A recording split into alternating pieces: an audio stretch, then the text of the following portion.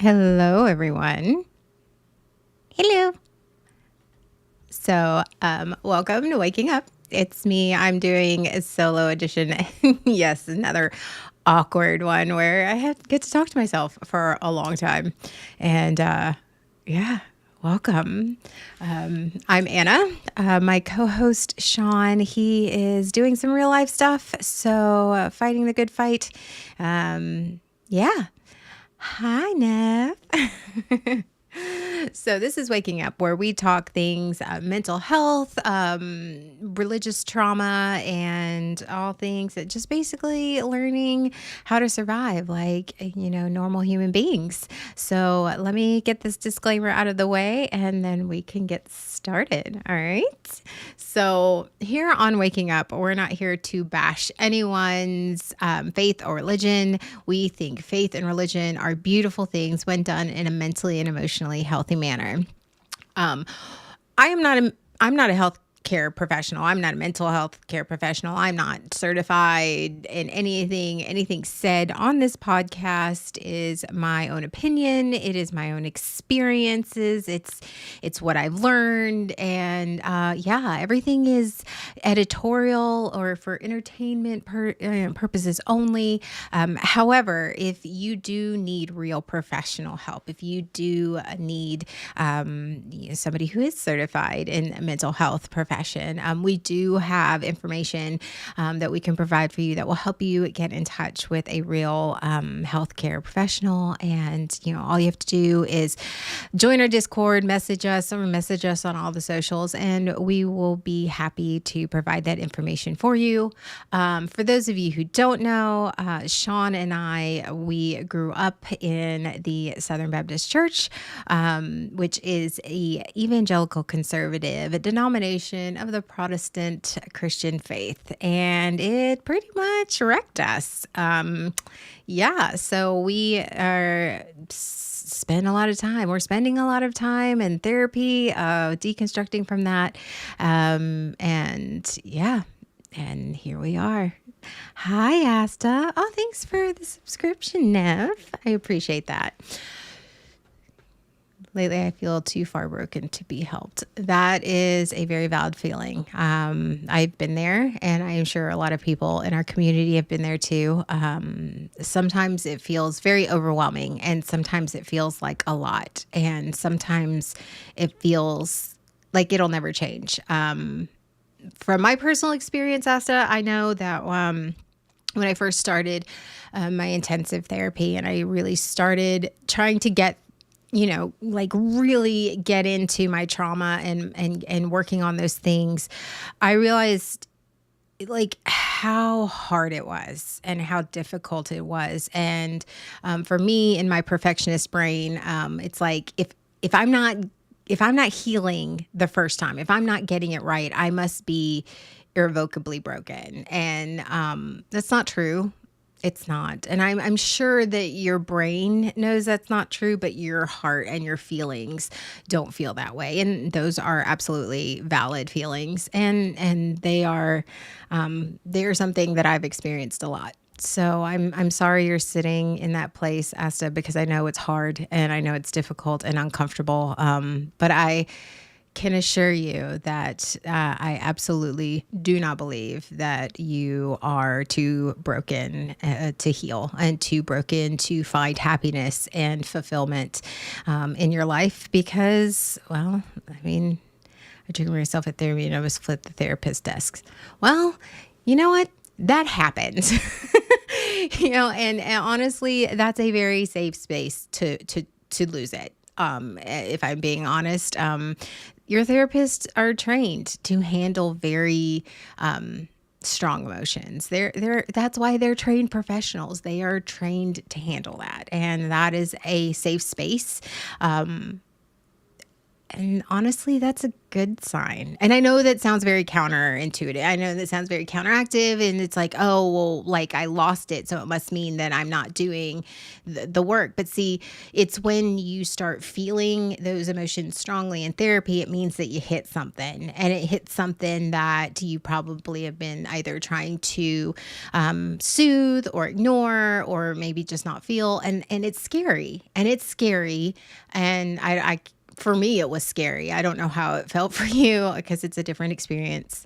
Um, yeah, and you will, and that happens. I again, trust me, I have been absolutely there. I have been in that moment where I have lost it. I have absolutely lost it in my therapy sessions, and I felt so bad, and I apologized, and just so shameful because I am so used, and I don't know about you, but I was so used to being trained that I wasn't allowed to feel those emotions, nor was I allowed to express those emotions, and nor was I allowed to talk about it or lose it or get angry or sad or whatever it was. And so then that instant after you allow yourself to feel those emotions, you instantly feel ashamed of yourself because you were trained, I was trained that that was a bad thing.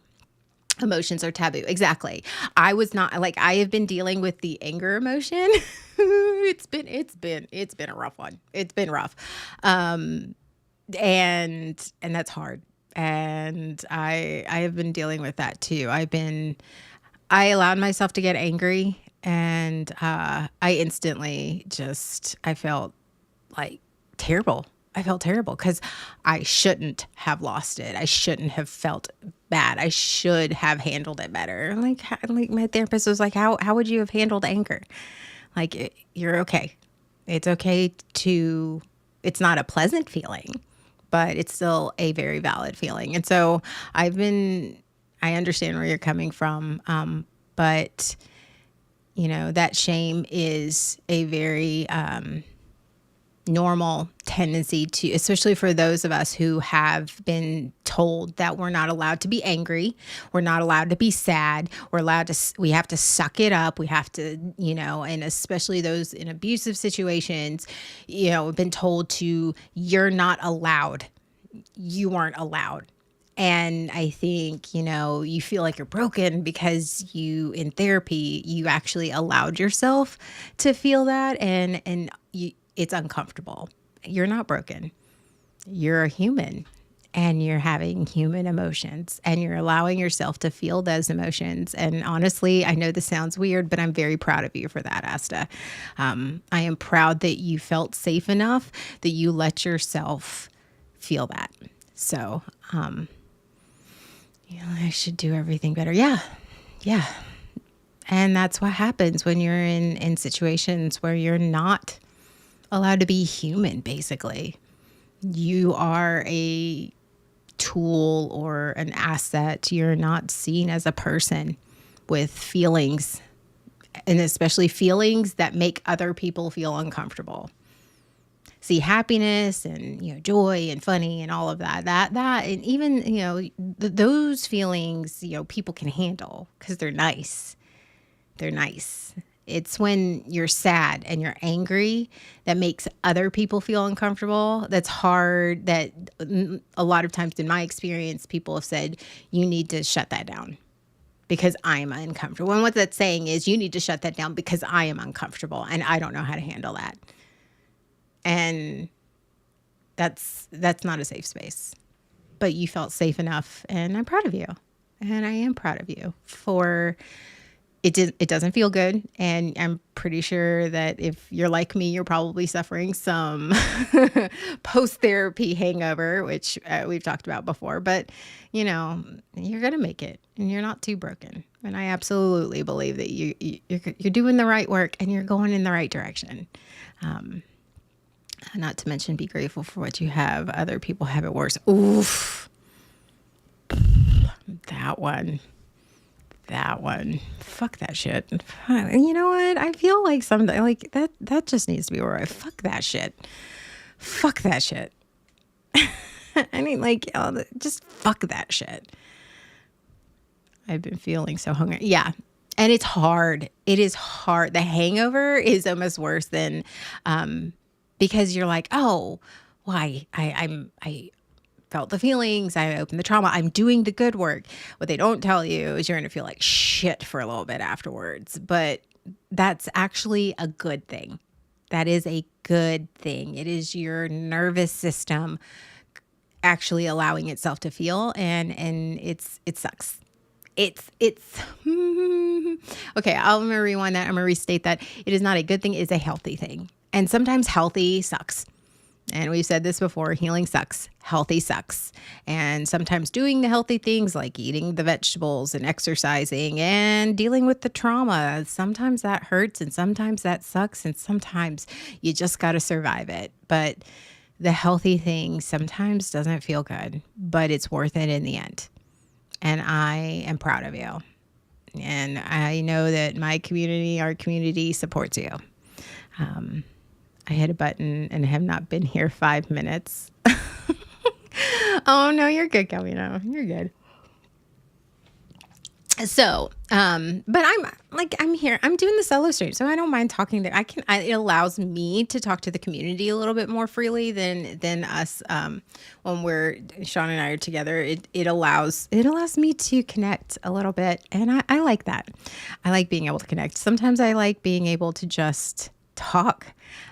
I do have a topic, and it's something, speaking of hard things and how healing sucks and how sometimes being healthy is like fucking the worst here. It is like the cost of healing. It is, what's the cost of healing? What is, you're gonna like, there's always something. There's always something that has to change. There's always something that's like, there's a price you have to pay. What's the cost of it? And sometimes, like, because we're so used to, I know for myself, I'm so used to like the cost is never worth the payout because it's just going to cost me everything. Like everything that I've ever gotten is like going to cost everything. And so everything that I have to let go of seems monumental and it seems so big. It's almost like when you grow up poor, when you grow up really, really poor, and even just something that's like $2 seems like a ton of money and you don't want to give that up. Like you're just like, okay, is it worth it? I don't think it's worth it. And so everything seems way bigger and costs way more, and it's really not. It does cost a lot, but what you're paying out, you get your return on investment actually is way more than, at least for me. Again, I am prefacing this. This is all my personal opinions and my personal experiences. Some people have different experiences, and that's okay. Stop hitting me in my poverty. I have to just buy new socks. Who are you talking to? Who are you talking to? Like, really? I'm like, I am Gucci taste with Goodwill prices right here. Free 99 is my favorite. Birth of hoarding mindset. Don't look at my closets. Don't look at my closets right now. It's gotten to the point where I'm like, I need to like get rid of some of all these clothes I have in my closet. They are literally falling on top of me and I just can't do it. It's that, again, I grew up poor. I grew up poor. Tell me you grew up poor. Cream chip beef is the jam. Yeah. Filet mignon on a bologna budget, right?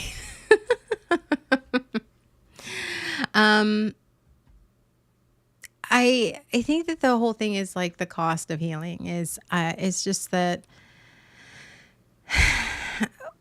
what I didn't realize is that the things that I would end up changing, the things that would end up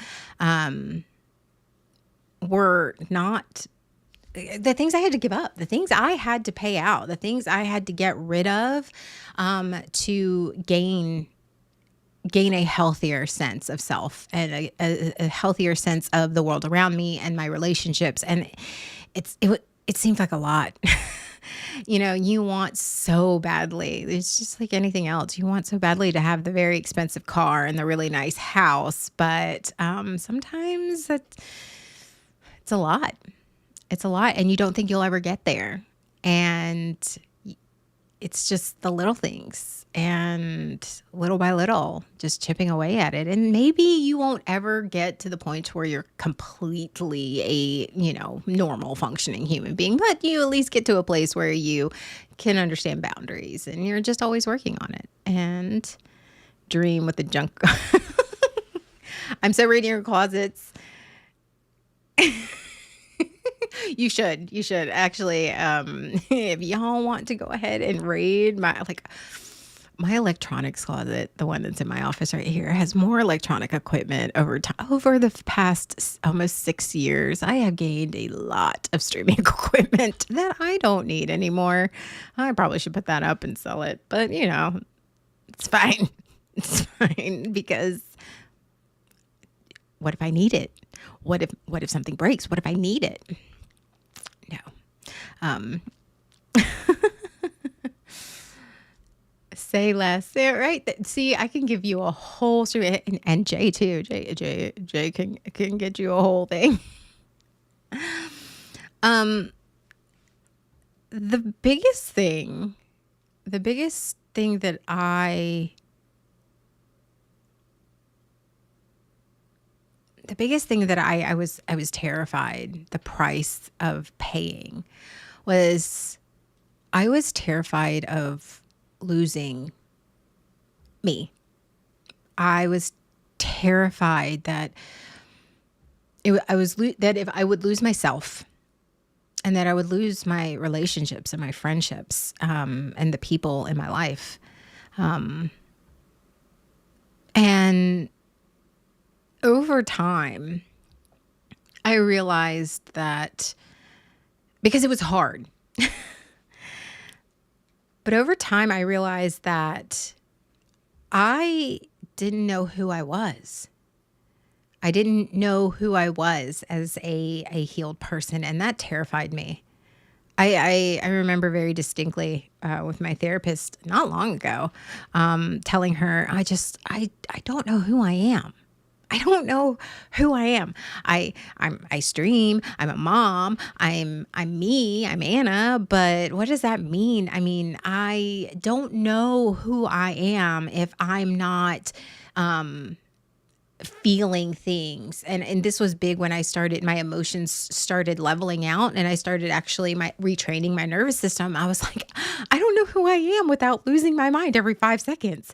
Who am I if I'm not overreacting to things and overthinking things? And who am I if I'm not completely, letting people run all over me and being constant? Does that mean I'm selfish? I don't know who that is. And I was terrified. I was terrified that I was losing myself, that I was, with all of this healing, that I was becoming just a shell of myself. I was empty. I was boring. Because I prided myself on being this person who had big feelings and was very dramatic and had opinions and blah, just all these things. I could walk into a room and I could literally just, no matter what person I was talking to, I could instantly, I was a chameleon. I could shapeshift into that person that would instantly make them comfortable and charm them and be the person that they wanted to be. And I could do that. And I prided myself on that. And then when I started doing my work and I started doing the therapy, all of a sudden I was feeling like I lost that because I instantly stopped caring if they felt comfortable in my presence or not. I stopped caring whether they were charmed or happy with who I was, or I stopped caring about that stuff. And I started feeling more comfortable in my own skin. And that frightened me because I was like, who am I if I'm not that? And she looked at me and she goes,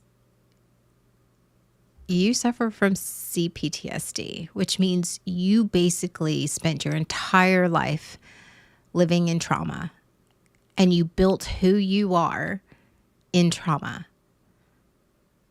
And what you're doing right now is you are literally creating a different person.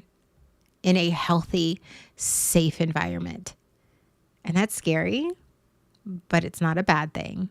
And who you are is who you want to be, not who you have to survive to be. I was not okay with that. I felt like I got punched in the face. I really did. Because I just sat there because she was right. I'm building a person I want to be, but that means I have to give up the person I was because that's the person I had to survive to be. And that's not a bad thing. And she goes, if you want to be honest and now these things, you don't lose you.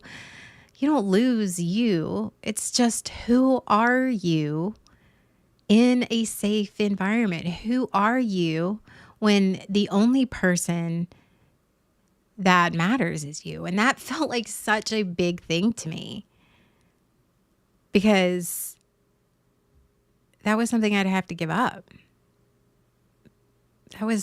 That was scary. And I didn't know where to go from there. And I was like, is that too much for me?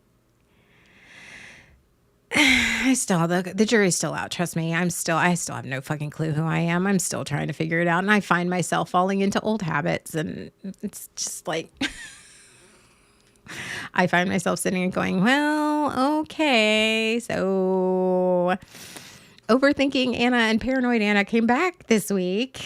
Congratulations. I mean, it's fine.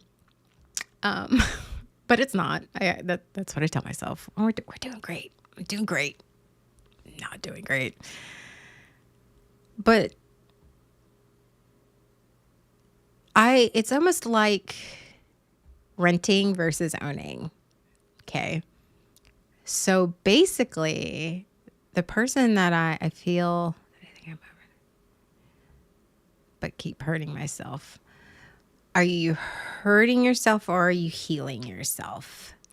Because sometimes, and that is not a judgmental question, and that is not a question, and that is just a question that I have to ask myself, especially when I'm doing trauma work and the work is hard, because it is very difficult for me to, yeah, exactly. It is very difficult for me to know the difference. I'll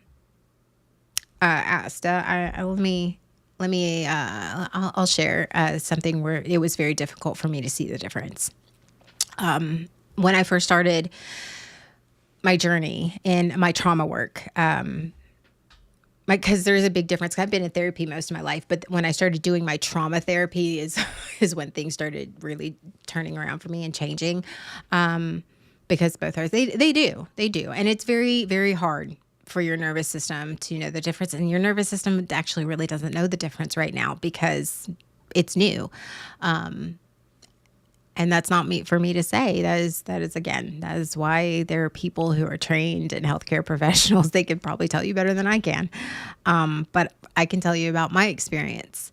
When I first started my trauma therapy and I started really unlocking a lot of the suppressed memories and suppressed emotions and really honestly working on that. There was one time where I was at work and I started, my nervous system really started to just, no reason. There was nothing that really triggered me. It just started closing in on me. And I had went over to Seawork's house. This is when I was working closer to where I lived. And I went over to Seawork's house and I lost it. And I had a PTSD moment where all of a sudden it's almost like I blacked out, but I didn't. I was reliving a traumatic moment in my childhood. And I physically hurt. I literally was like my entire body. I was sobbing so hard and my entire body hurt. My chest felt like it was being compressed under 1,000 pounds. I couldn't breathe. I felt everything in my nerves. I was inconsolable. I just was. And it was hard. And so and I let it happen because there's no stopping it. But you know, Seaworks was really great about that. He's like, what can I do? I was like, I don't know. And he just sat there with me, and he's just told me that I was safe and that I was okay. And I felt like shit for days afterwards. Yes, it feels like you're really back in that moment. Yeah, it really does. There was another time where I remember, there was one, I even remembered the feeling, like I was reliving it in my brain, that I could feel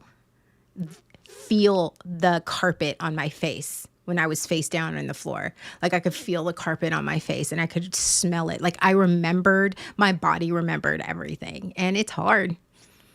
And it's the most painful feeling, and it's scary and it's terrifying, and you have no idea why. You have no idea why. And sometimes it just hits you out of nowhere, and it fucking sucks. And the hangovers from that last for days, sometimes weeks, because especially depending on how bad it is, and especially like depending on how deep you are and how many tools you have, it can last for weeks. It can last as long as it is, but the hangover from that it's painful. But allowing yourself to feel it and reliving those moments, then being open about it, and not. I think the important part that I had to learn is reliving those moments and then not judging myself for reliving those moments, and then asking myself the question, what is my nervous system trying to tell me? What is my brain trying to tell me? What am I supposed to be looking at right now? What am I supposed to be like? Am I supposed to be just sitting in it? Like, what am I supposed to be doing with this? What is my inner child trying to tell me? Especially if they were ones from my, it is just in general, to not be judgmental of myself. I'm judgmental of myself all the time. One of my therapist's favorite phrases, that sounds like you're judging yourself. It sounds like a very judgmental thought. Oh, you want to talk about judging yourself? I was, because in the past couple of weeks, I've been feeling a lot of anger. Like I said in the very beginning, I've been feeling a lot of anger. And I don't know how to deal with it. I really, really don't, because I was taught one of those very flashbacky moments. I was taught in a very, very stern, severe way, that I wasn't allowed to be angry. And then I was gaslit into thinking I wasn't allowed to be angry because the whole reason I'm angry is my fault. So I don't know how to feel anger. I just felt guilt and shame. And my therapist asked me in this past session, we were talking and just talking about it. And she goes, I was talking about being angry at somebody. I won't go into that until until I'm through that. I think that's something that before I share that with y'all, I think I need to deal with that a little bit more. But just know I'm still dealing with a lot of anger towards someone. And she looked at me and she goes, so why are you angry at yourself? And I went, excuse me? She goes, well, the way you worded that, you're feeling anger towards yourself, and you're feeling a little ashamed that you're feeling angry. What's going on? And I was like, I sat there and I went, motherfucker, she's right. Because it's hard when we've been told for those of us, I know I'm totally off topic now, but so, welcome to a solo stream with Anna, because this is where we just derail ourselves because ADD and medication and caffeine. Um, um, I got really emotional. My foster dad got so upset. I just got scared. Yeah. Because you're not allowed.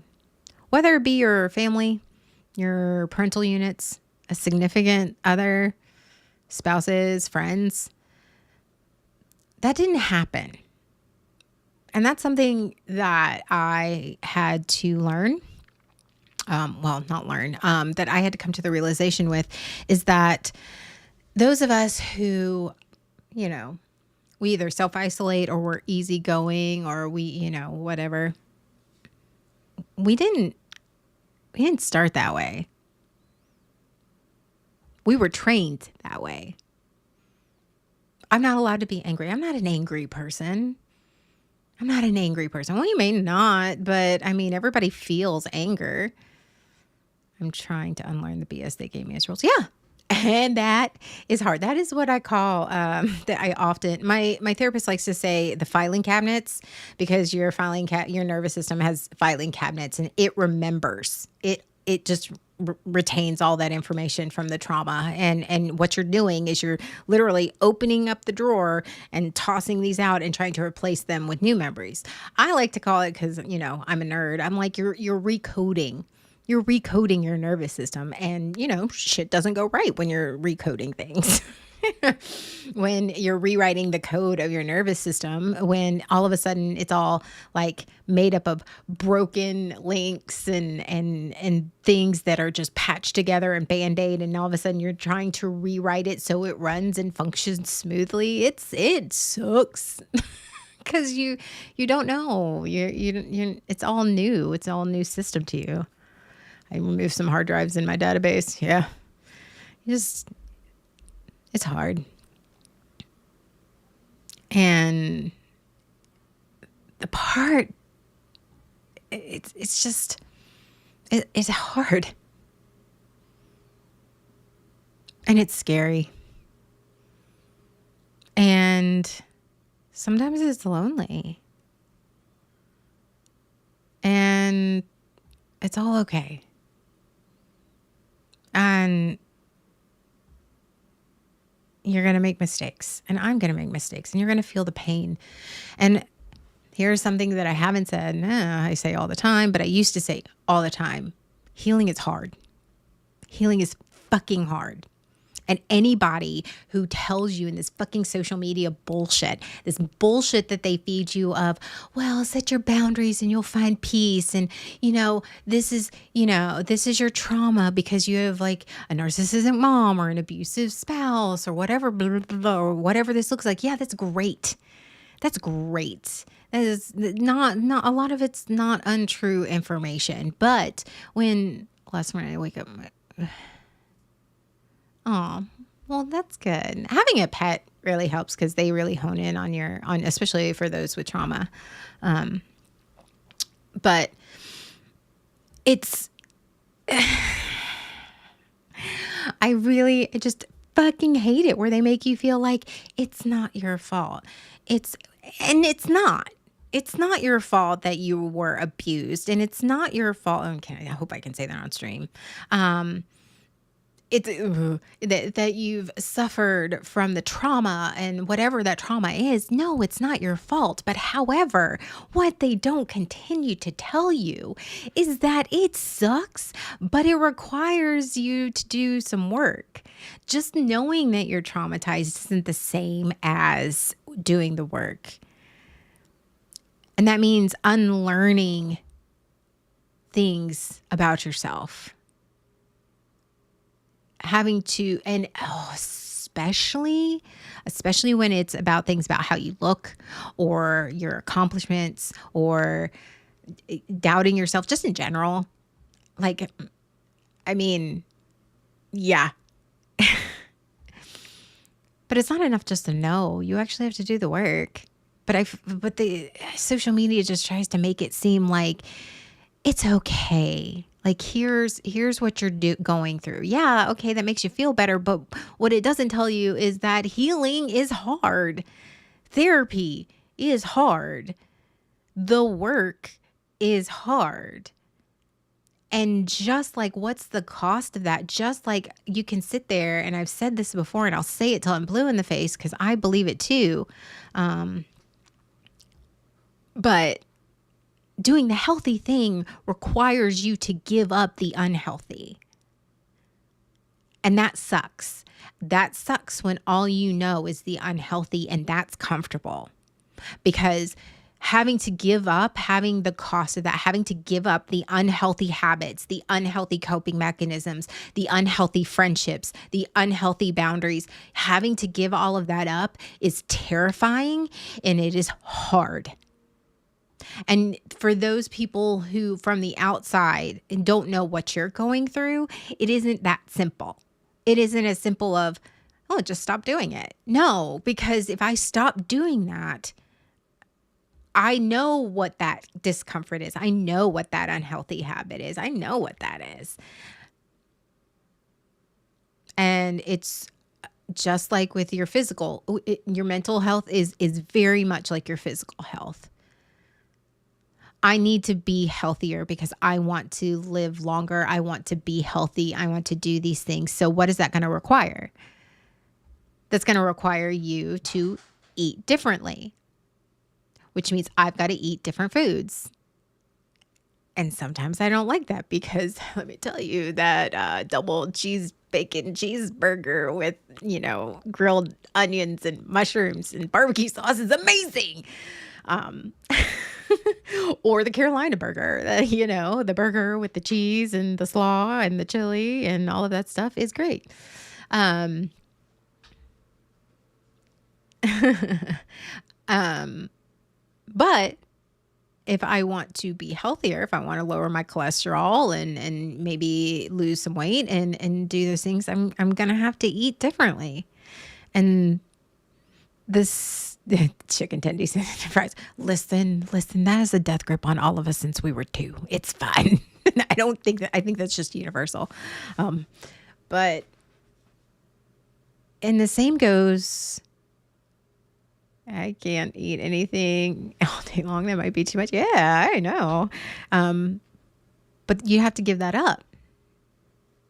And I often, for me, and it's just like that. It's like, okay, it's not fun. If I got faced with a choice of having a plate of fries and a plate of salad, like lettuce and salad, like, of course I want to choose the fries, but that's a choice, and it's always a choice. And I have my own burger. Oh, that sounds amazing. It's a choice. Do I want to do the unhealthy? Do I want to eat the unhealthy thing? I mean, I love it. I mean, it's comfortable. Or do I want to eat the salad? And when you are learning how to be healthier physically, it sucks. The cravings for the burger and the fries and all that shit doesn't stop just because you're making a choice to be healthy. Actually, how many of you, I'm going to ask you this question because it happens to me all the time. How many of you are like, okay, I am going to make the healthy choice. I'm going to order the salad. I'm going to order the salad because I'm going to be good, and I'm going to drink the water, not the soda or whatever it is, or I'm going to reduce my coffee. How many of you, the entire time that it's happening while you're eating that salad, you are consciously making a choice? You know that it is right for you. The entire time you're going, this fucking sucks. I fucking hate this. I want a motherfucking burger right now. How many of you even get angry at it? Because I do. I do. I am eating the salad and I am just angry because I really wanted a motherfucking fucking pizza. Sounds amazing right now, but no, I need to do this for my health. And you get angry and you don't want it. Not too often. Oh, self-care anger. that, and it's a choice. Oh, well, am I the only one? That's fine. Because I do it. But mental health choices are the same. They're the same. It's very similar for me. I'm making a choice. Okay, I could suppress this feeling. Move about my day, or, or, or I can allow myself to feel this feeling. Okay, I'm gonna and then here's the one that I struggled with for a long time, especially in the beginning. I don't go. Hey, I was planning to. Listen. I mean, I support if that's self care. That I support that message 100%. Nerdy will. Um, but it's when it's like, okay, in your mental health. Okay, I'm gonna choose to do the healthy thing. Oh, here's a good example. Something happened, and I really, really, really wanted to go off on someone. I wanted to just let them have it with both barrels. I wanted to say my piece. I wanted to do I wanted to text them. You know, the anger text, the novel text. I'm the queen of novel texts. But in talking with my therapist, and she was like, okay, you could do that. You could, that is a choice. But are you doing that because what is the goal? What are you trying to accomplish? And I realized that I wasn't I wanted to do that because I was feeling misunderstood. And so when I got down to it, she was like, okay, you could send that text. That is absolutely a choice. If you feel like you need to send that text, you can. But is you feeling misunderstood, is you sending that text going to help them understand? Or is that just going to try and soothe your feeling of being misunderstood? Are you just trying to soothe yourself? I won't send a text. She goes, and it's uncomfortable to sit in the discomfort, and it's fine. And she helped me walk through that. But I made the healthy choice, but the urge was still there. And oh my God, let's talk about urge surfing and dialectical behavior therapy, DBT, urge surfing. And it happens a lot. It's like you still get the urge, and it's not that but you just don't follow through on that urge. You just ride that urge all the way through like a wave. You just follow it through to the store till the urge goes away. But it's so uncomfortable. You don't act on the urge. And that's healthy. It's healthy. It's uncomfortable as fuck. And it's terrible. And it's you feel the urge, and what the urge is for you to want to do. And this a lot of happens like self-harm. I feel the urge to self-harm, but I'm not going to do it. Or I feel the urge to do another coping mechanism and I don't do it. And I ride the urge. And the whole time I'm riding the urge, and I'm riding, it's just surfing the urge. And I'm just like, this fucking sucks. But it's a healthy choice. I am choosing to do something different. And healing is a choice. But you can't, like, two things can exist in the same space. You can be healthy and unhealthy at the same time, but can you? And sometimes you're going to choose the unhealthy, and that's okay. Sometimes the dollar menu is just calling you, and that's Taco Bell's value menus. But we're not going to talk how often I ate Taco Bell in the past 2 weeks. So it's just not. Everybody's doing their New Year's resolutions of I'm going to be a better person. I'm going to go to the gym. I'm going to eat better. I'm like I'm gonna feel angry this year. I'm gonna allow myself to learn how to cope with anger.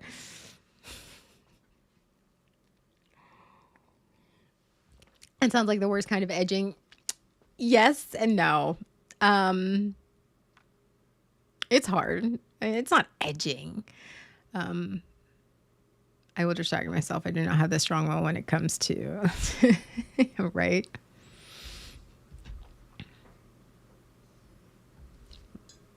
But in the end, like I just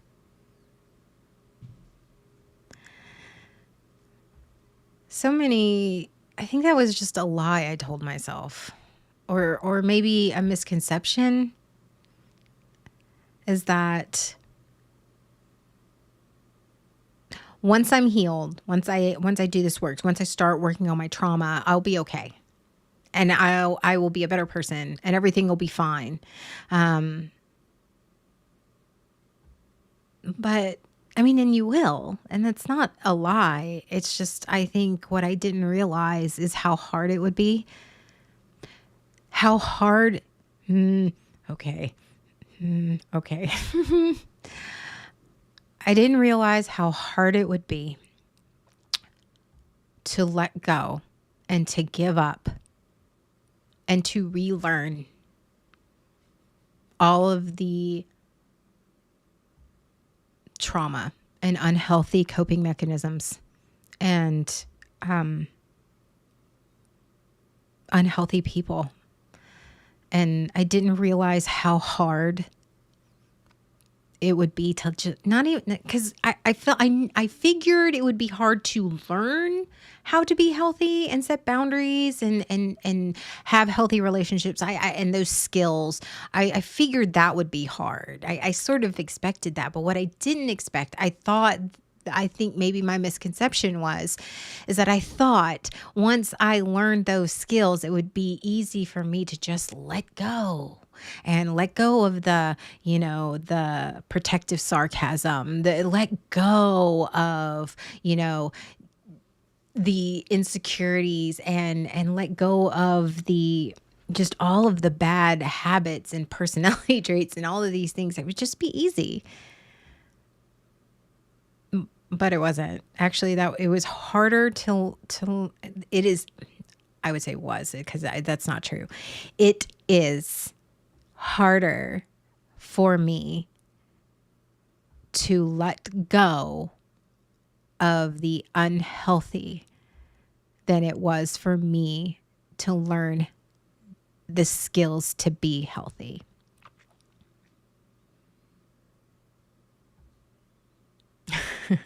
Protective scars. You mean my native language, right? I want to distract myself. That's awesome. That's awesome, Asta. You keep that up.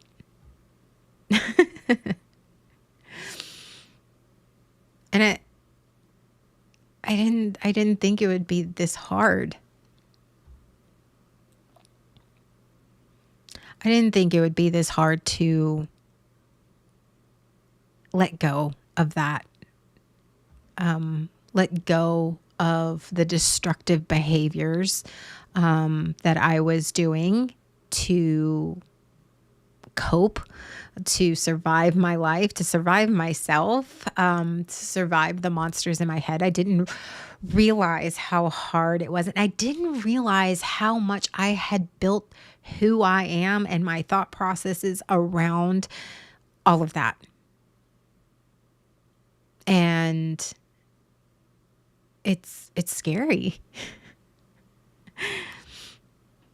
because just because it hurts, just because it's destructive, you don't want to do that anymore, just because your brain is telling you that this is not good and this is not how productive, healthy people act, that this is not what you should be doing.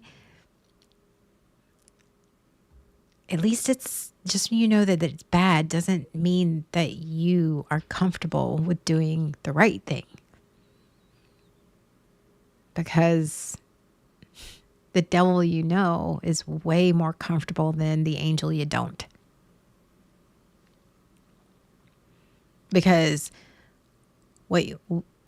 I have been trained. I was trained and brought up. And how I learned over time, especially with the people that I was around and chose to be around and surrounded myself with. The unknown always hurt me. And I always chose the people that would promise me they're different, they're not the same, that they're going to take care of me and blah, blah, blah, and ended up always hurting me. And so now when I'm doing my trauma work, and it's just like, but if I let, it's the emotional hoarding. It's the emotional hoarding of, but if I let go of this coping mechanism, if I let go of this behavior that I've done for my entire life, like, what if I need it one day? That's the mindset. It's like, what if I need this coping mechanism one day? What if I need this? I used this my entire life to survive. What do you mean I need to let it go to make room for the thing that is healthy for me? What do you mean? What do you mean I gotta let that shit go? What if I need it? What if I need binge eating at 11 a.m. on Taco Bell and fucking KFC and ice cream because, comfort food, and it gives what do you mean? What do you mean I gotta let that go? Because that's no. What do you mean that I have to let go of the shutting down and not being honest about my opinions because it might hurt somebody else? What do you mean I gotta? What do you mean that that's not healthy? What if I need that one day? What if that's gonna help me one day? But it's kept me safe this entire time. It has served its purpose. It has kept me alive. It has kept me safe. These coping mechanisms have helped me survive through the past 4 decades. What do you mean I got to let that go? Well, does it serve you? Does it serve you, and is it going to serve you and where you want to go? Does it serve the person that you want to be? Does it help?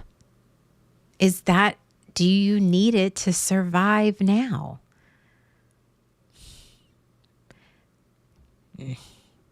No.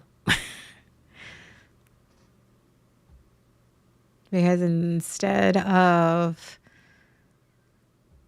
shutting down and not being honest about my feelings, which then perpetuates me feeling misunderstood and invisible.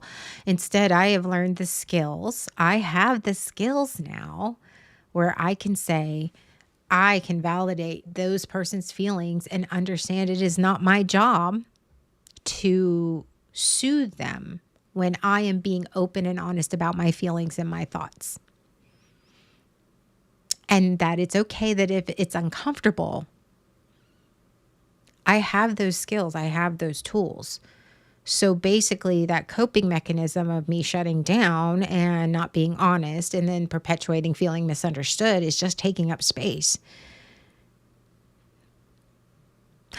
Now I'm saying this because I'm still fucking hoarding that. I'm still hoarding that coping mechanism. That is still like, that is my go-to. That is firmly, that is the one that but it holds sentimental value and it's going in the back of my closet. It's still there.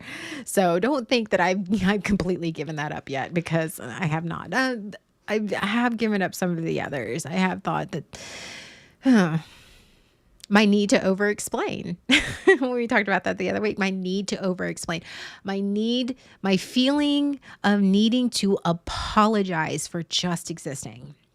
That was a coping mechanism I picked up and I had for years and years and years and years and years. And I would just apologize. I would apologize for having an opinion. I would apologize for having likes or dislikes. I would just apologize for just being me. Sorry. And for those, y'all should go back and watch the early episodes of us streaming and how often I would apologize. It was pretty bad. I feel like there should be an apology counter. Like, I apologized all the time. If I had an opinion and then somebody countered it or said something, I would just, sorry. You know what? Yeah, that's just all the time. You don't touch my Well, I mean, it resonates because it's true of all of us. Well, it's true for some of us. And from what I know, that it's true for most of us that are in this chat right now or in this stream. I apologize at least 20 times for being alive. Yeah, because we were made to feel. We were made to feel like we should apologize for taking up space, for just breathing. because we were made to feel like we're not allowed to take up space. And if I didn't apologize, then that set off so many things. But over time,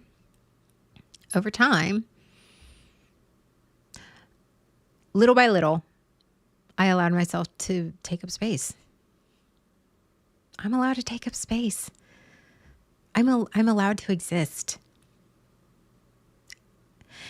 And trust me, it's still very difficult for me, but I think that is one of the big breakthroughs for me. When I was doing my trauma work, that was like the first mini breakthrough I had is that over time, in rewriting and recoding my nervous system, I kept, like, it wasn't an instantaneous thing. It's just over time, I replaced that coping mechanism. I sort of let that coping mechanism go because I was replacing it with a safe space of allowing myself permission and giving myself permission and allowing myself to take up space.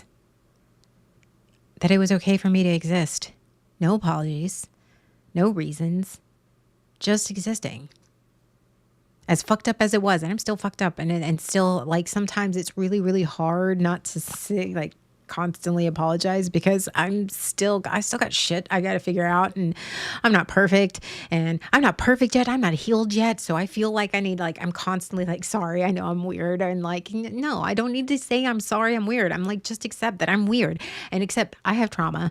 I'm not going to apologize for that. I have trauma. I deal with my shit, and this is who I am. And I can acknowledge that it might make you feel uncomfortable, and, I apologize, but it is not my job to make you feel comfortable. But I had to give that up. I had to make space in my brain. I had to give that up. It's still there. It's like you have this huge collection of something, and over time you get rid of them one by one until you have, like, maybe one or two of the, like, ones that you just cannot let go of. So you keep those. That's what my apologizing for existing is. Over time, I've given up my entire collection, but I'm gonna keep those one and two in my back pocket. And it shows up every now and then. I had a friend that stopped me when I wanted to apologize. Well, it's good to have friends like that. I have friends like that. Team A always like that. Nerdy Will's like that. Honestly, everybody, like, in the chat, most of them are like that because, like, I know them. I was like, I asked them, okay, here's what I do when I encounter the I'm sorry. Okay. When somebody, I can tell somebody is sorry for something because, this is my personal opinion. All of this is my personal opinion. None of this is any medical advice or anything. This is just what I experience and, what I do personally, which may be good or bad or indifferent. And if it's bad, somebody who is a professional, please tell me. But when somebody says, I'm sorry, sometimes for me, when I was apologizing a lot, when somebody would say, don't be sorry, don't apologize, it almost felt dismissive and invalidating. So it would actually make me feel worse, which is why you say, don't do that. And they're like, I'm sorry, because then it triggers something in them, or it triggered something in me. Like, oh shit, now I just made them mad because I apologized. And now, like, I'm gonna have to apologize for making them mad. And then it would make them mad because they just telling them to don't do that. You don't have anything to be sorry about. Instead, for me, instead of saying don't do that, because I know how it made me feel, what I started doing instead, especially when I stopped apologizing for just existing and I stopped apologizing all the time. I mean, I apologize. Don't say I it's not that I don't apologize ever. It's just that I don't apologize for existing. because accountability is a very big thing for me. But what I started doing when I noticed that people just apologize for just existing or apologize for being human or having feelings, a lot of times maybe they're not apologizing for being themselves, but they're apologizing for just having feelings. Like they'll be, oh, I'm sorry I broke down. I'm sorry I went to. Why do you feel the need to apologize? Like what makes you feel you need to apologize for that?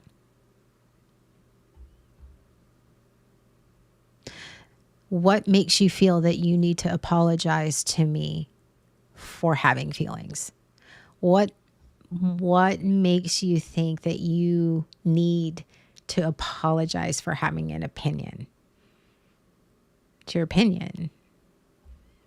What makes you feel the need to apologize to me? Is it something that I'm doing? Is it something that is fueled by something else?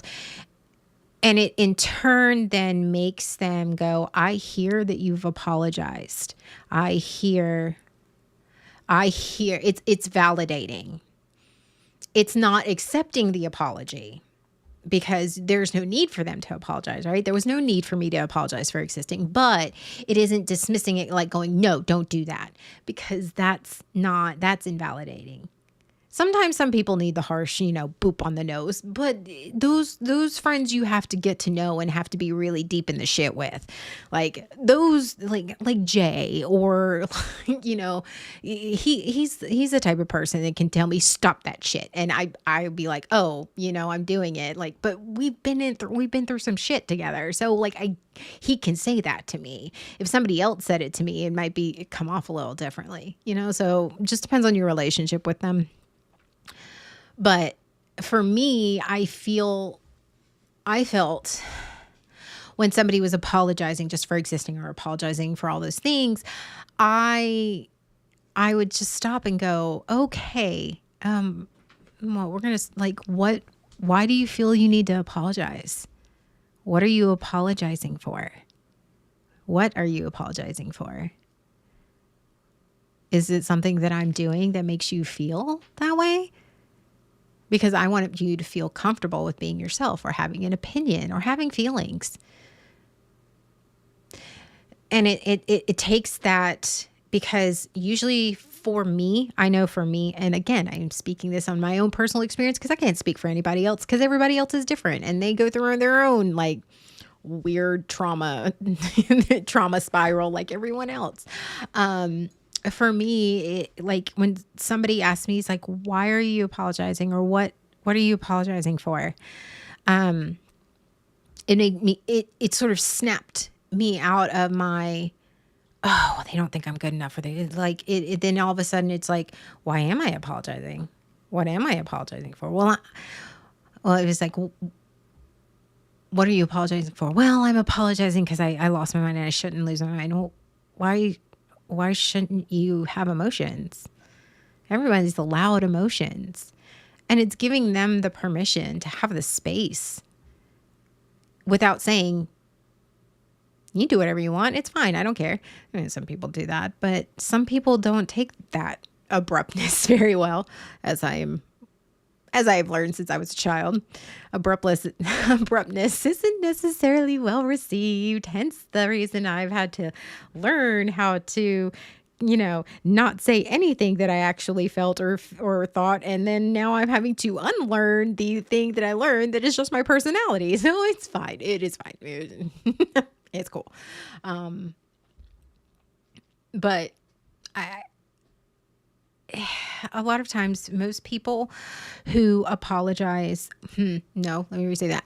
The whole reason I apologized for existing and taking up space and just being me and having opinions and just existing is because I wasn't allowed. I'm sorry. I'm sorry for breathing wrong. Because if I do something or I have a feeling or emotions, I'm sorry. Oh, because it's acknowledging that I did something wrong before the other person can lose their shit. it's apologizing for existing and or having an opinion is I'm sorry is understanding or being trained that you had an opinion and you got your hand smacked for it or something bad happened. So you're trying to acknowledge, oh, I know I fucked up. That's on me. I'm sorry. I fucked up. I had an opinion. I know I should have kept quiet. Just let me know. I'm sorry. I had emotions which make you uncomfortable, and I'm sorry for that. But the kindest thing you can do is go, I mean, yeah, just reassure them. Kindest thing you can do for yourself. Ask yourself, what am I apologizing for?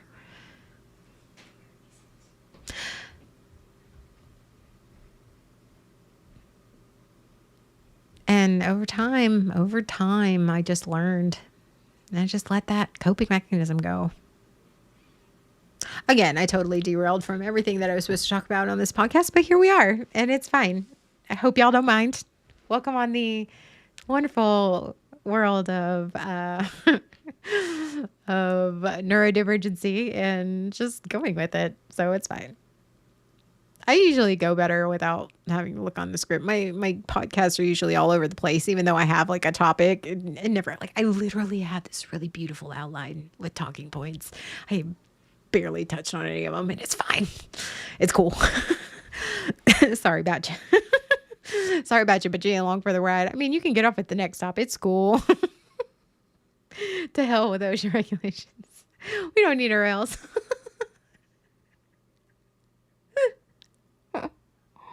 That's fine. We don't need no rail. Yeah, you're right. I mean, it's a bus.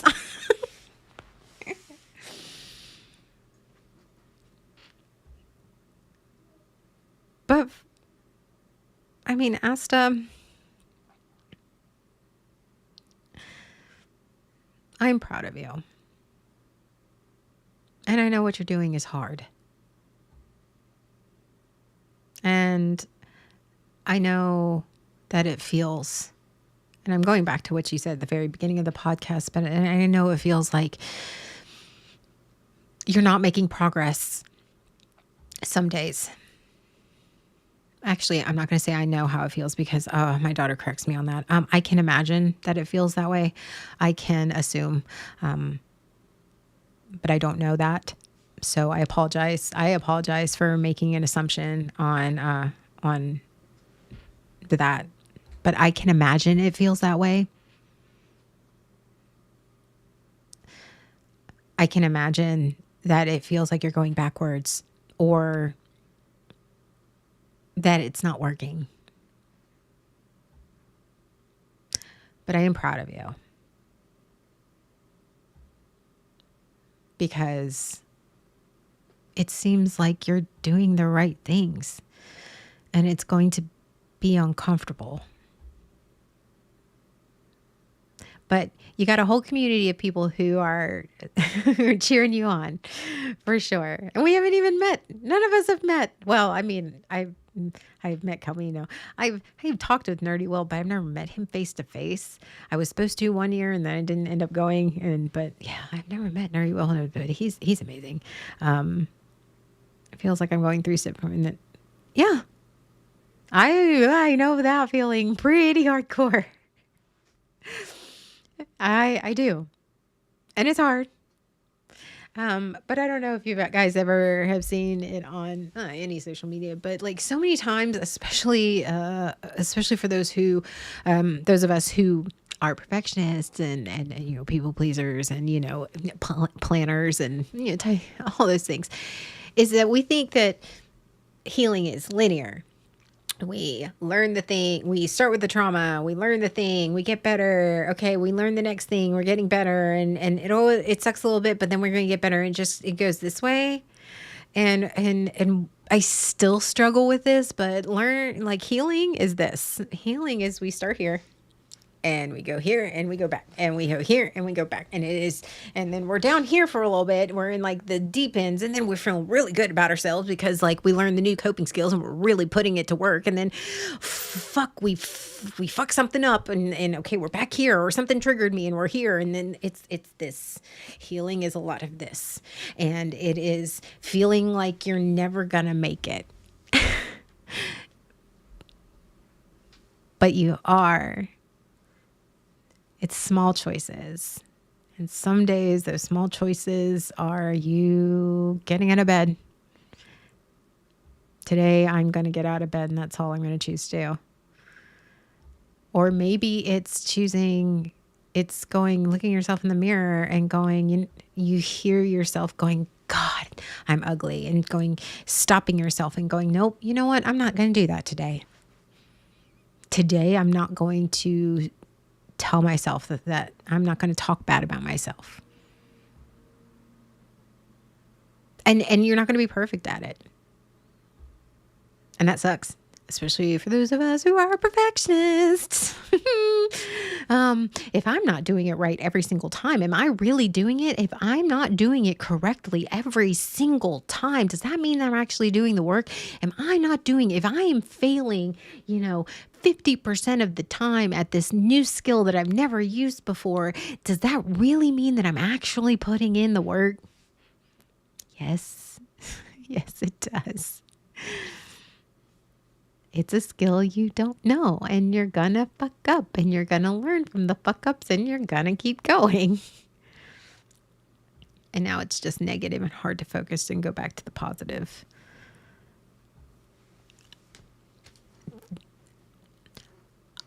That happens to me very often, Asta.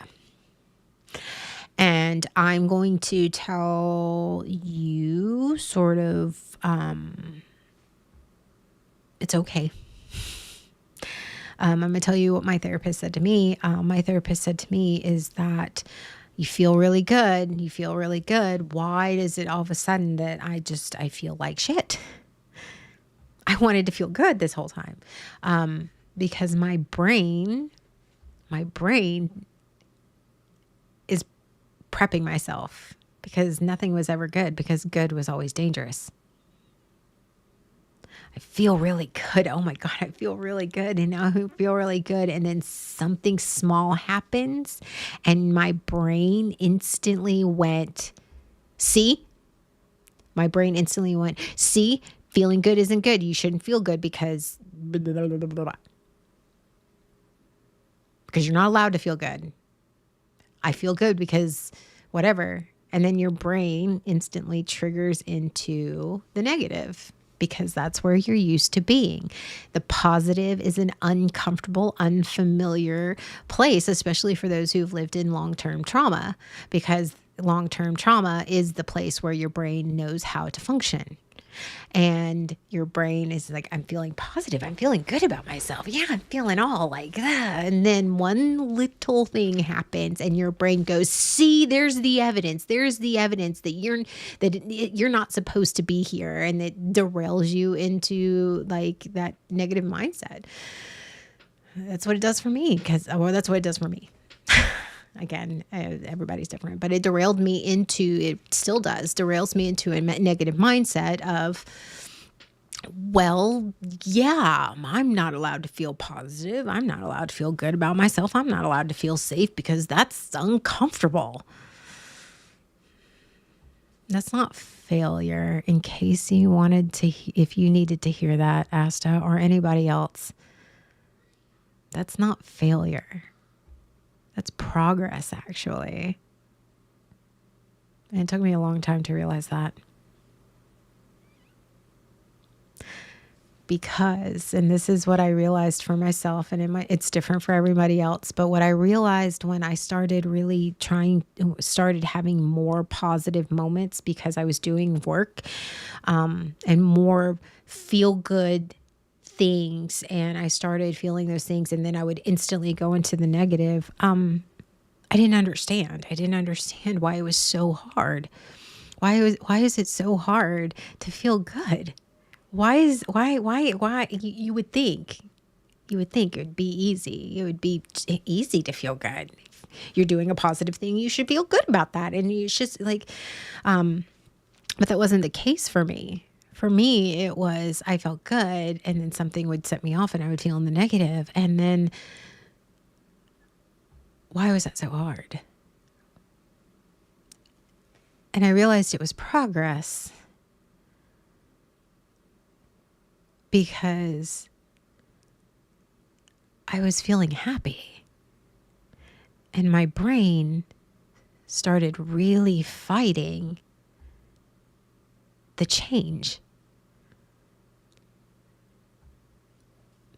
I was like, I'm actually starting to feel good. I am starting to build muscle. I am starting to whatever. And then instantly I'm like, oh, but it's progress. Because instead of feeling bad all the time, I started building my self-confidence. I started building safe moments. I started building these things. And yeah, I might have started building up and then tripped over back into negative brain, but that doesn't mean now I know I am capable of feeling positive again, even though right now I am in a negative mindset and I am in a dark place. I know that this is only temporary and doesn't have to be a permanent thing. I just know that I need to continue to move forward. And sometimes I get knocked on my ass and knocked backwards. That doesn't mean I failed. That just means I now know what to do. I know that it is possible, and I know that I know that bad things are only temporary because it feels like it's going to be forever. I think that's the most lonely part of healing that nobody tells you. Is that when you become more aware of your trauma and you become more, for me, when I became more aware of my trauma and I became more aware of all those things, all the bad habits, all the bad coping mechanisms, shouldn't use bad. When I became aware of the unhealthy coping mechanisms and I became aware of all the unhealthy mindsets and just destructive things I was doing in my head, myself, physically, mentally, I became aware. I felt like I was never going to get better because these things are just who I was. They are what I do. They are how I react. They are me. And it just felt like this was permanent. There was no getting over that. And it felt lonely. But the reality is, it's just one step at a time. And sometimes it is 3 steps forward and 4 steps back.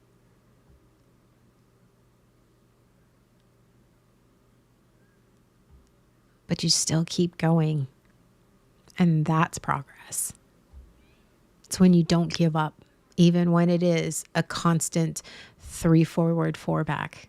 It's still progress because it's not giving up on yourself. And that is something that I had to learn because healing is hard and it sucks.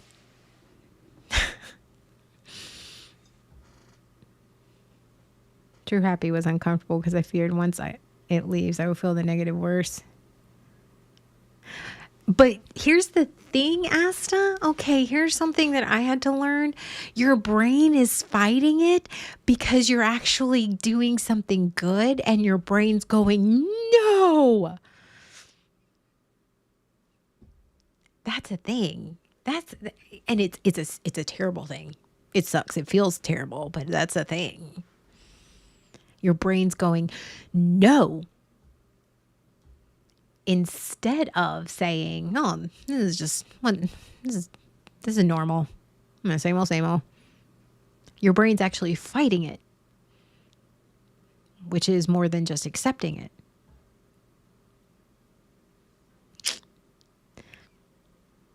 And you recognize the negative versus the positive. That's also another sign that you're doing the work that you need to be doing. Because when you recognize it, that's good, that's bad. Ooh, why? Or maybe you can't even put to words what it is and the specific things. But I know for me, it became really it became that was a turning point for me is when I started understanding that that I was feeling worse the more I was doing the work because my brain was starting to clock. It was starting to instead of just accepting the unhealthy coping mechanisms, it started to clock it. It started to say, no, that's unhealthy. Whether I was changing or doing anything about it, that's a different story. And we're not going to go into that. But I mean, at least at the time, my brain was starting to clock. That's unhealthy. Yeah, I'd feel ashamed about it and everything, but it started, I think that's where the turning point for me in my trauma work. And again, I'm going to emphasize the entire time. This is everybody's different in their trauma work, but for me, this is what really turned for me is that when my nervous system and my brain started clocking when something was unhealthy versus healthy or comfortable versus uncomfortable, because then it was and I didn't even know why. Maybe I didn't even have I just knew it was not okay, or I knew that it felt uncomfortable. I knew I felt uneasy, and I knew the difference between what felt easy and what didn't. And it's just like, okay, where is this coming from? Okay. And I would talk about it with my therapist and I'm like, okay, I felt uncomfortable. Like it starts clocking things. Your nervous system, when you start recoding your nervous system, things start functioning differently and it all starts functioning differently. Maybe not externally, but it does internally. Like things start feeling weird. Feels weird. Okay. Like that's something that I don't think a lot of people talk about. It's just like healing feels weird. I mean, it's hard. It's hard and it feels terrible. I mean, we talk about that, but more so that like sometimes we don't talk about that weird place where it doesn't feel good. It doesn't feel bad. It just feels off. Things feel off. And you're just like, okay, I don't, things feel off. And it's like, it doesn't feel bad. It doesn't feel good. It's weird. And you don't know, you don't have the words for it. You don't have the tools and you don't have what do you describe? I don't know. I feel weird. This feels, I don't know. They don't talk about that part. I still feel that on so many occasions. It's like, it's not uncomfortable. It's not comfortable. Nobody talks about the things that they don't talk about when you're really fucking healing. But you survived that too. I know I did.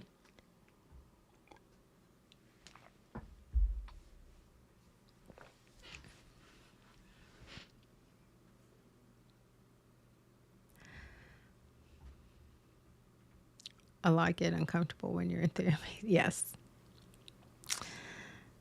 It feels like you're changing your wardrobe or you're changing your style. Like you're so used to wearing like sweatpants and a t-shirt that like you put on some like tailored pants and a nice shirt. If it doesn't, it looks good, but it doesn't feel right. You feel like, okay, this is, are you sure? How many times you put that on and you're like, are you sure I look good? Like, this is not my normal. This isn't what I do. Are you sure it looks fine? And everybody's like, it looks great. You're doing great. It looks great, but you're feeling like weird. But I mean, oh, I don't know. I totally went off the rails. Oh, that's what I do. I mean, seriously, that is literally what I do. Here, let's take this topic and we'll go like 12 steps in the other direction.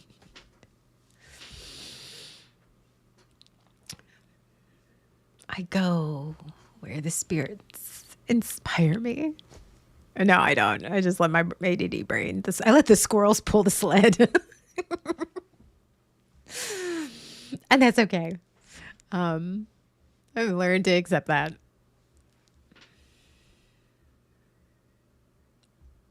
I just want to say in case I haven't said it enough, and in case maybe you need to hear it more. I don't need to speak.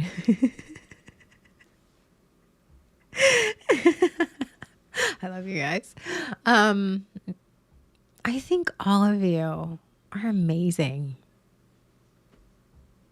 And I mean, I've been doing Waking Up for years now, and people have come and watched the content and come and shared their lives and shared your progress and shared your, maybe your struggles. And I appreciate that. I really appreciate you sharing with me, with Sean. And I think that all of you are doing amazing. I've seen a lot. I've actually, talked to a lot of you off stream, and you guys have all done some amazing work. I'm not saying it's been perfect, and I'm not saying that you're where you want to be yet, but I know most of you, and I know that you're really putting in some effort, and it shows. And I am proud of you. And you're not failing. Maybe you don't feel like you're failing, and that's fine. But you guys are doing some amazing things, and I am very, very proud of you. And I am very grateful that you guys are here and that most of you have stuck it out with me for years. And I am thankful that you have also been a support system for me and a safe space. So I'm just me. Asta, what's funny about that? I'm not feeling sure. See, there you go. Asta, what's funny when you say I'm just me? I say that too. When somebody ever compliments me or says something about how great I am or something I'm doing, I say, oh, thanks. I'm just me.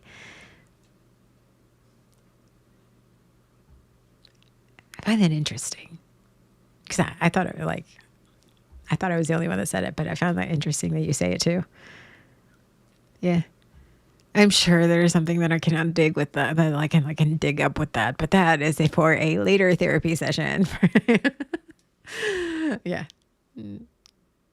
Oh, okay. I guess here is as good a time as any. Okay, you guys want to help me with my therapy homework? Yeah. Okay. I have therapy homework that my therapy's on Tuesday, so Sunday, Monday. So I have a couple days. So you want to help me with my therapy homework? Because it requires other people. That's why I'm asking. And I must ask for consent. I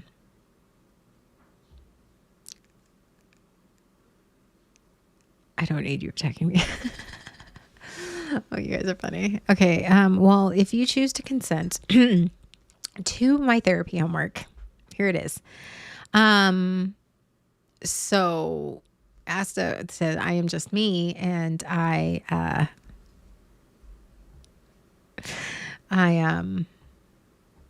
we have to, saying act normal. That's crazy. No, that's funny. So my therapy homework is that, I still struggle with seeing myself positively. At the core, just like Asta says, I'm just me.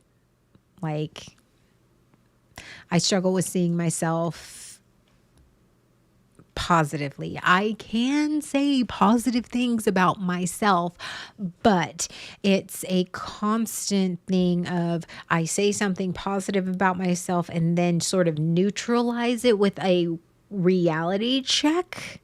I say the positive thing or I feel the positive thing about myself, and then I reality check myself in my brain to neutralize it so that I don't sound full of full of myself, better than others, whatever, blah, blah, blah, blah. So my, I am putting this off because it's so, okay. My therapist asked me to ask other people.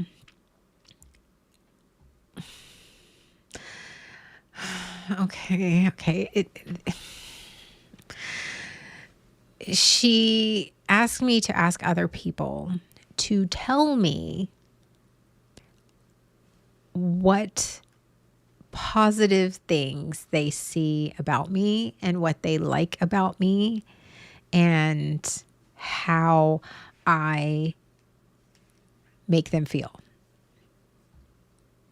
Do not do it on the stream in public. I really don't want that public information out there. And that is something. So please go on the Discord. Please go in the Discord. And that can be a totally separate thing. I do not want that. I do not want your answers out on the internet because God knows it's already uncomfortable enough for me saying that. Yeah,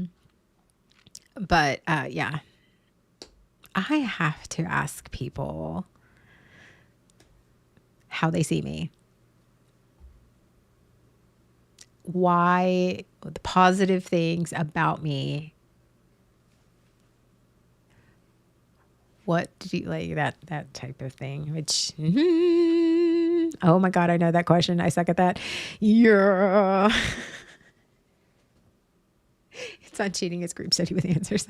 Yeah. See, so I was going to do a Google form because you know me and Google Forms, like that way that you could give me the answers and like you don't have to see my face. And then I got fussed at by Bear because, you know, my friends and he was like, you're gonna take out all the human. So let me put this in. So you're just going to like hide behind the screen in a form and not allow other people. Like, I was like, listen, like it's fine. So there you go. I simp on Maine. But it's the, what are positive things about me that you see? Yeah. Please put that in the Discord.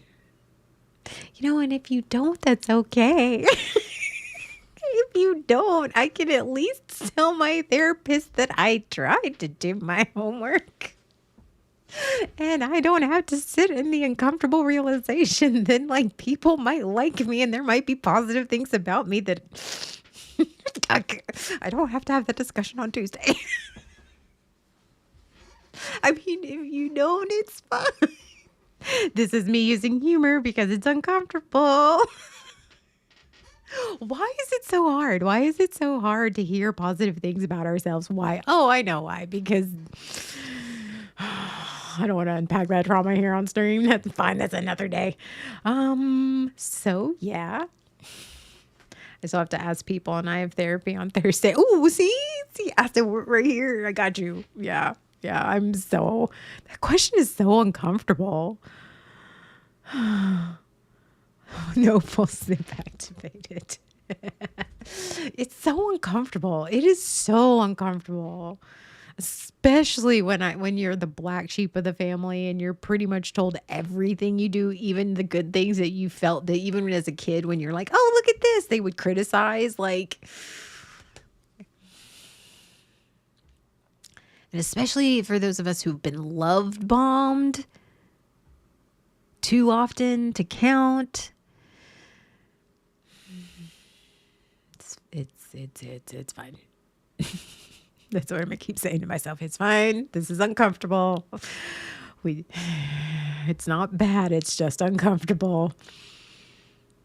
It's fine. So there you go. There's my homework. So if you want to participate in my homework, you could put it there in the Discord. Yeah. I don't have the Discord link on me right now. Maybe Jay does. I don't know.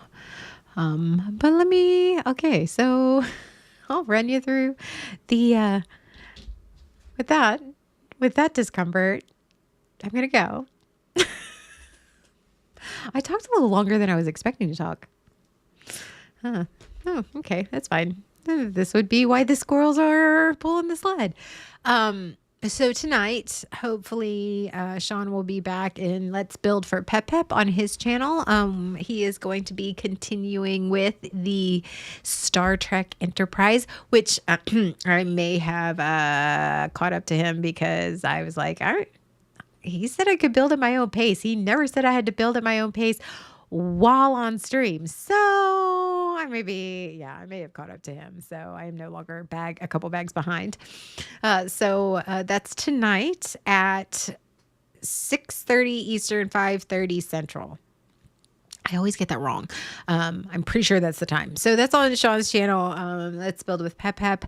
That's tonight. And then Tuesday at 8:30 Eastern, 7:30 Central, we have Three Bards and a Dragon, where me, Jay, Bear, and Sean, we just have some shenanigans. And it's an RPG where we let the D20 run or ruin our life.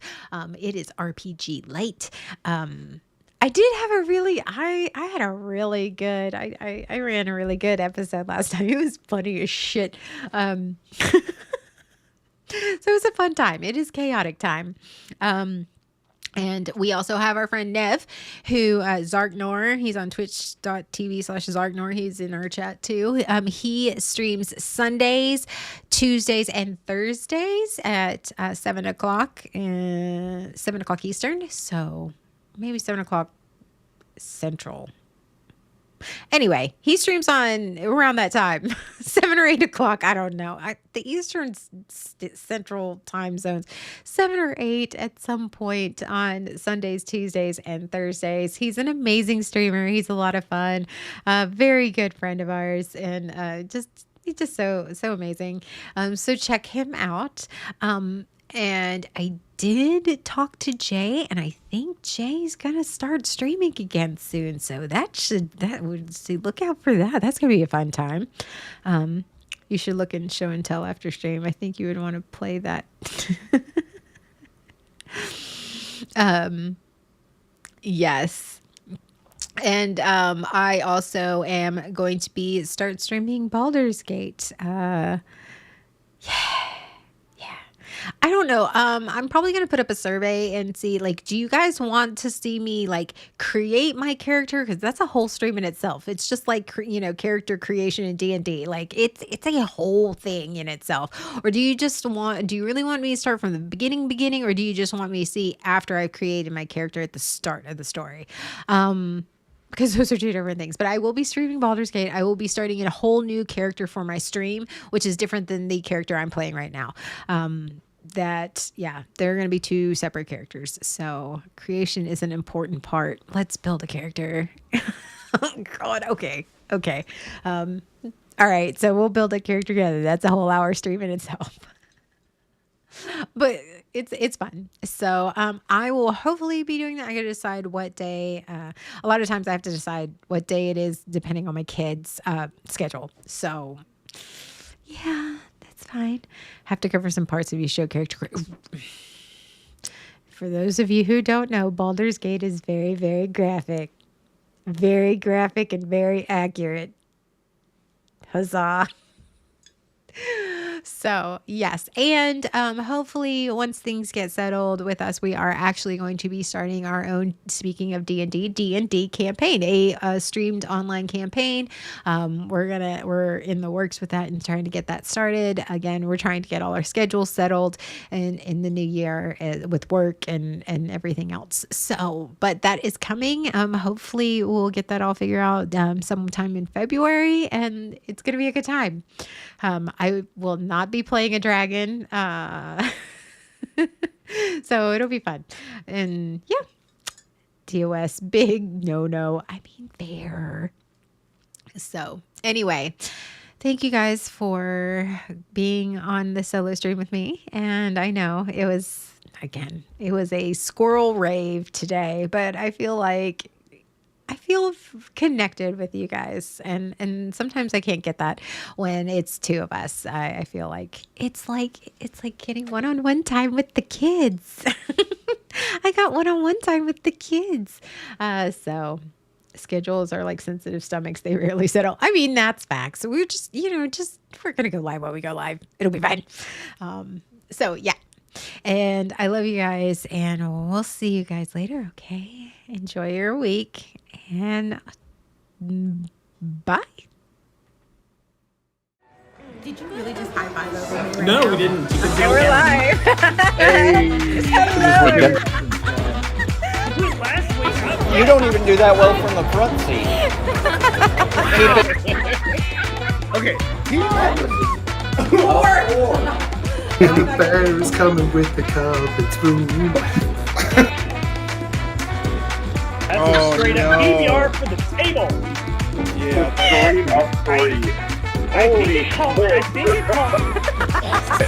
She ain't judging us at all.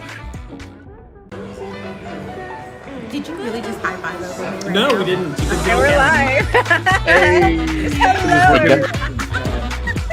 Last week, You don't even do that well from the front seat. Okay. The bear is coming with the carpet spoon. that's a straight up PBR for the table. I think it called.